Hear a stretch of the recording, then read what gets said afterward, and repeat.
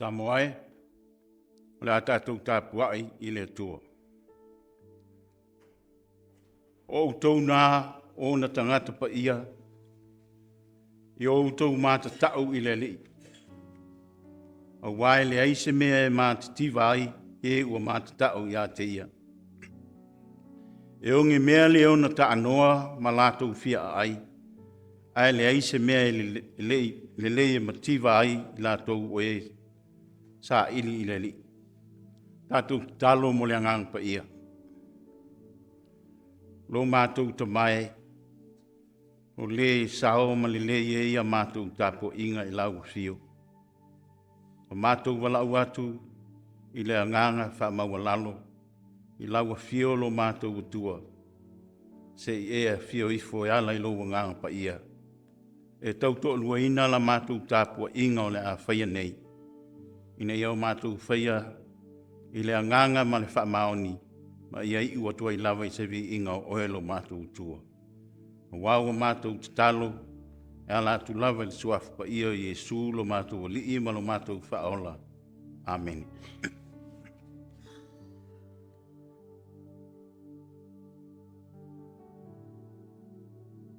O le whaitawina o la fionga pa ia lo tātou utua. Maua le tusi whaitau o le so e tusai ma le whaasino manga le tusi whaitau aso. Mai le whenga inga fau. Evangelia Luka ilo na mata upu mua. O te whaitawina mai le whai upu e whaas ful ma le ono. Se iau atu le whai upu e limas ful ma le lima. Luka ilo na mata upu mua. O te whaitawina le foi upo e fas ful ma le ono se ia whaangata mai le foi upo e limas ful ma le lima. Whaafonga ia fionga pa ia alo tātou tua. Ona whai ane leo Maria, ua vivii atu lo loto I le li.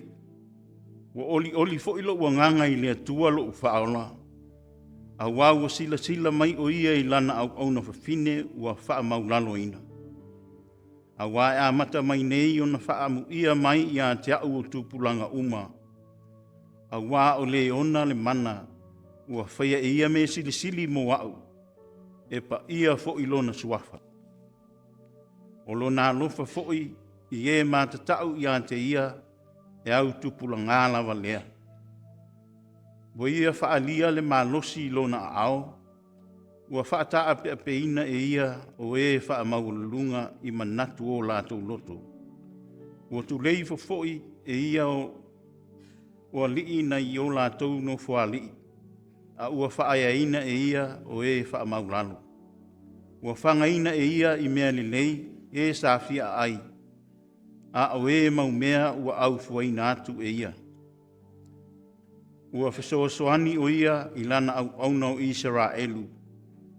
Ina ua manatua lona alofa ia apere amo ma ana whanau e whaavavau. E peo na whetalai mai ai o ia I o tātou tamā.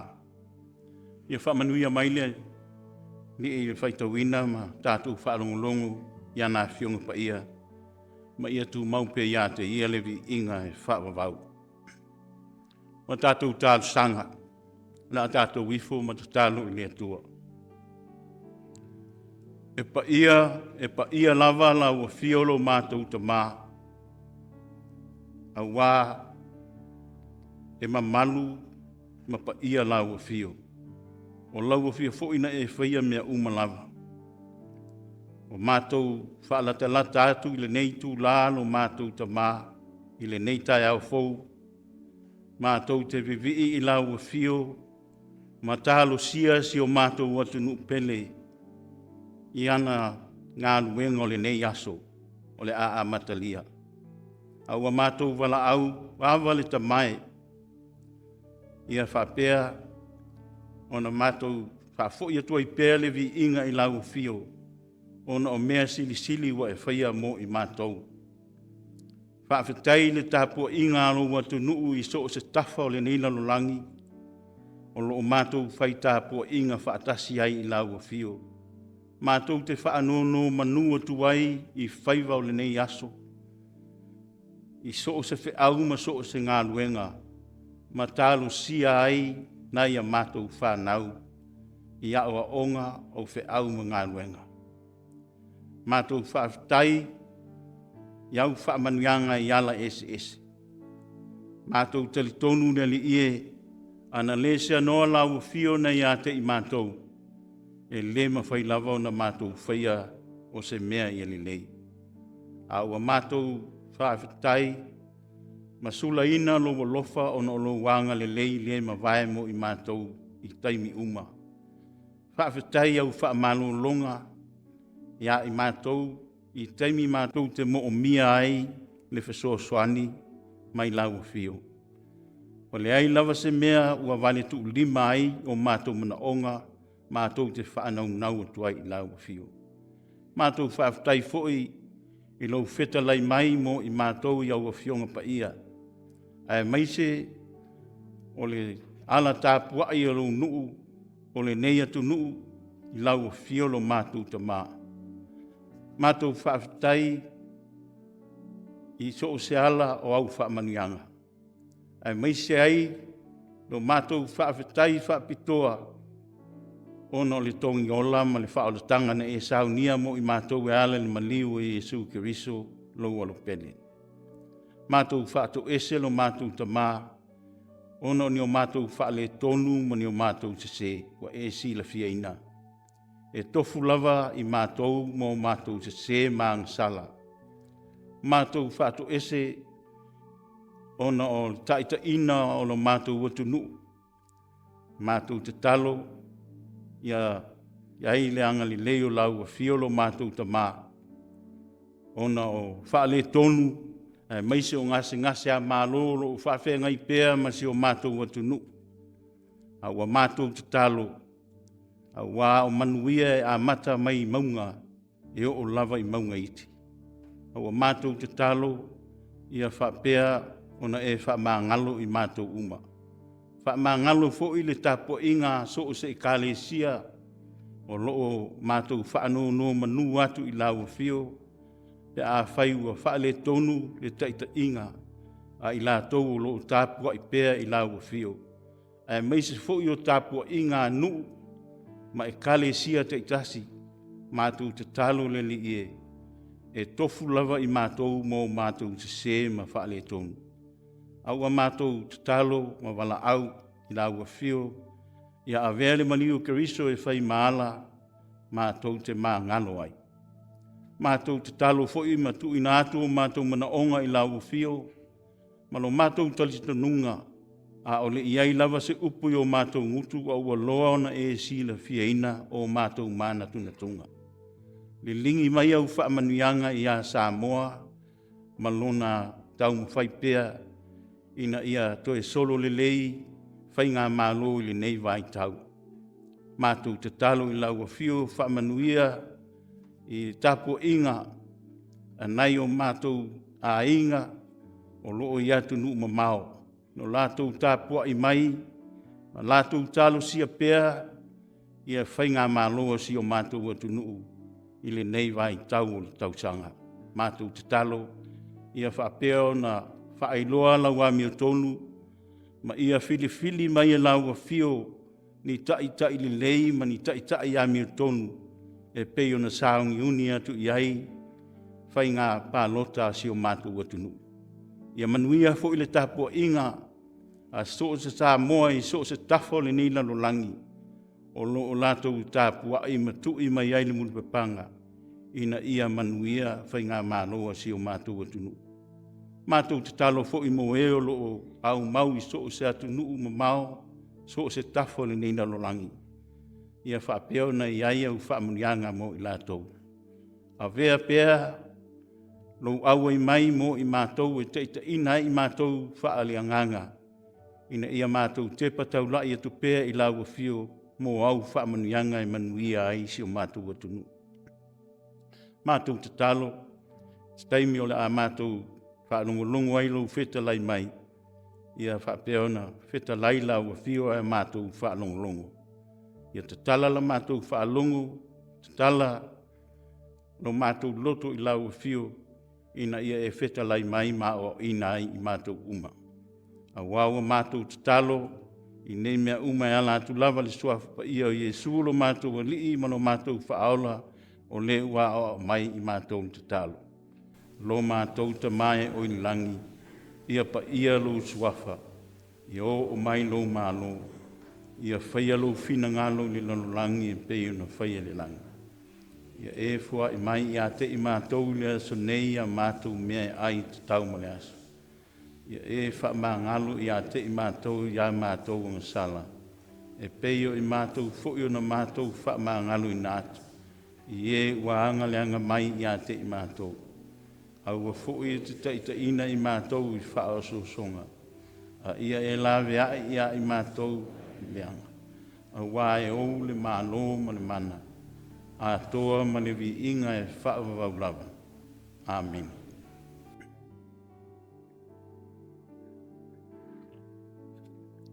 O le launga I le suafa mamalu o le tua le tamā, le alo ma le angang paia. Ameni. A maua se upo e ina I tātou ma le tusi na tātou whaitawina mai le whangai ngafou. Evangelia Luka ilo na mata upu mua a ua ou whiriwhiria le foi upo e fast ma le ono, fast ma le iwa, ma le foi upo e lima ma le tolu e avea ma Matua. O te toe whaitawina e whapea. O na whaiane lea o Maria ua vivii atu loto I lelei. A wā o le e ona le mana ua whaia e ia mea silisili mo au. E pa ia fo I lona suafa ua fagaina e ia I mea lelei e sa fiaaai. A o e mau mea ua aufuaina atu e ia. O na whaiane leo Maria ua vivii atu loto I lelei. A wā o le e ona le mana ua whaia e ia mea silisili mo au. E pa ia fo I lona suafa. Ua whangaina e ia I mea lelei e sa fiaaai.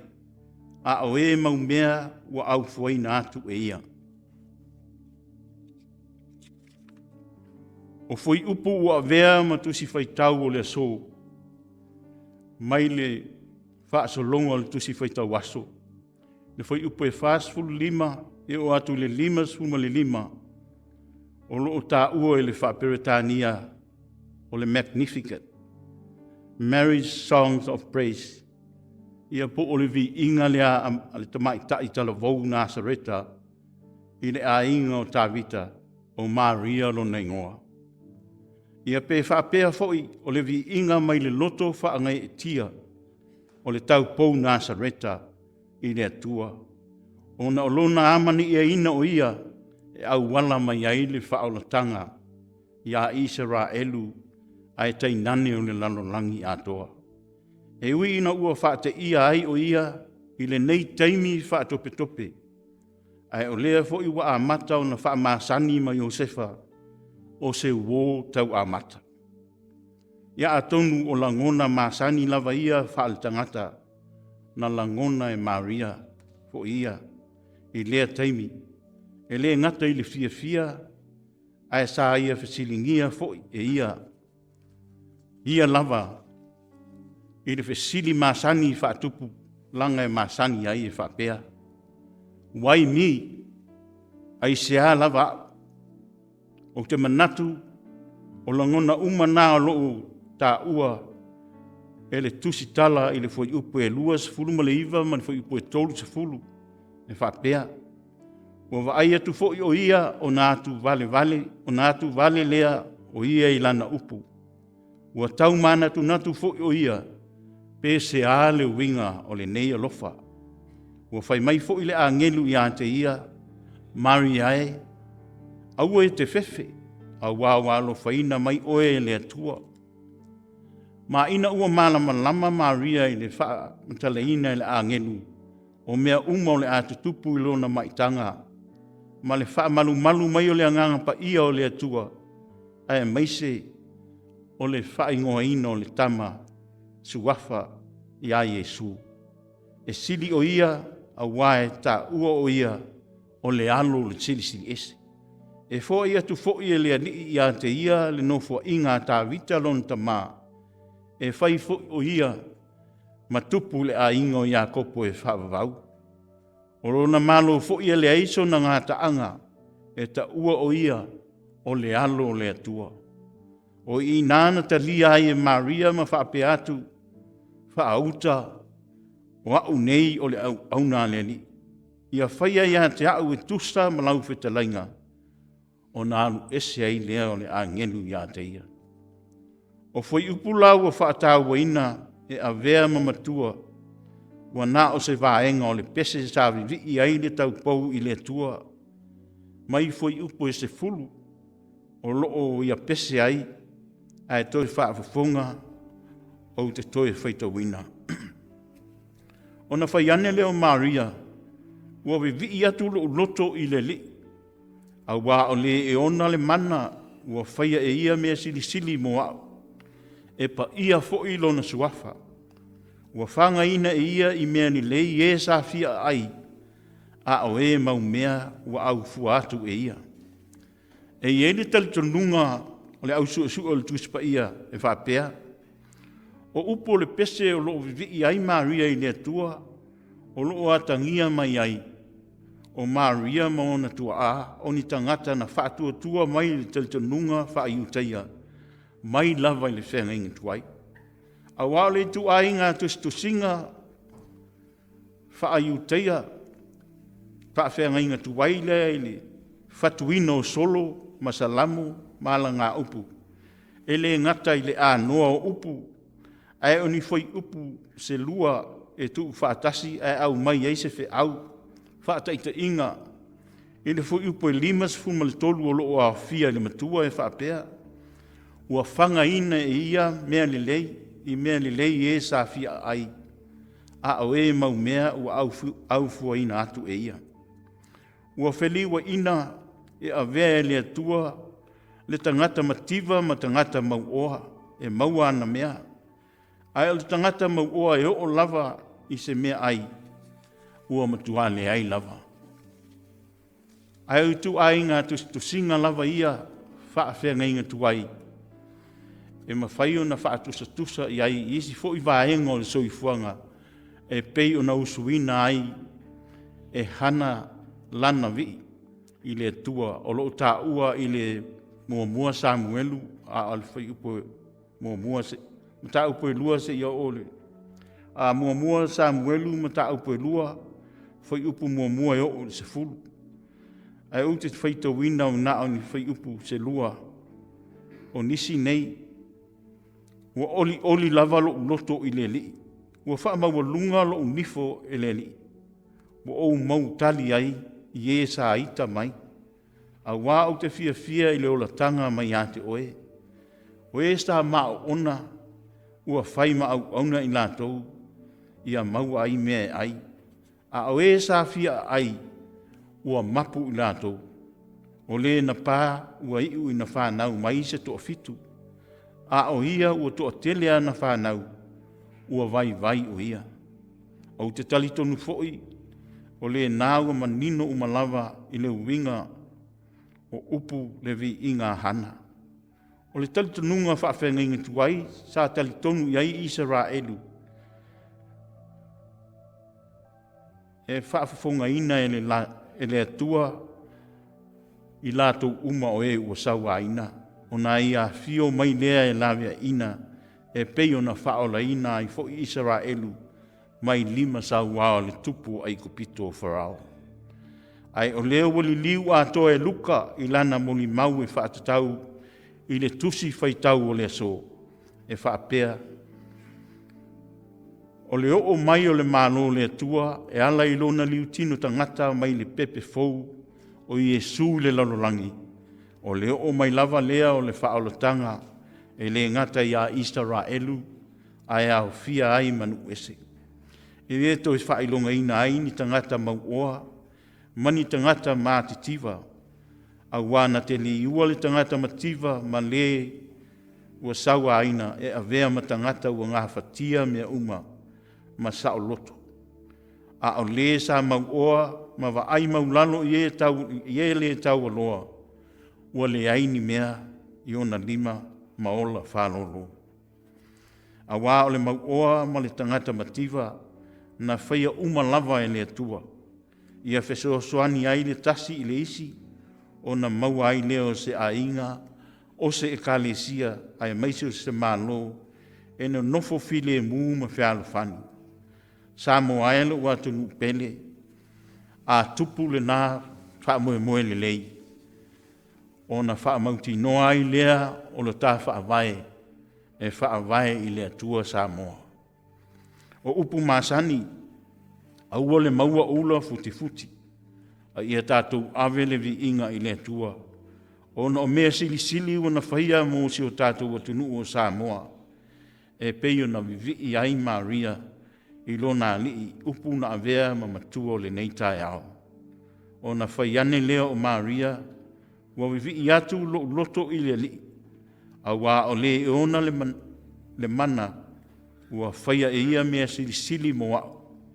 E pa ia fo i lona suafa ua fagaina e ia i mea lelei e sa fiaaai a o e mau mea ua aufuaina atu e ia. Fetalai Yesu ua o sauina ia o tau maua le ola ma ia o tau maua atili ai lava. A wau whapea lava o nā alofa mai o le atua i le lalolangi ua ia au mai ai lona alo pele e tō tasi. Ina ia le whano se tasi e whaatua i ante ia. A ia maua e ia le ola e whaavavau. Ameni. O le a tātou whaewina, e nei sauninga tusa ma le pese o saunia na whai pese.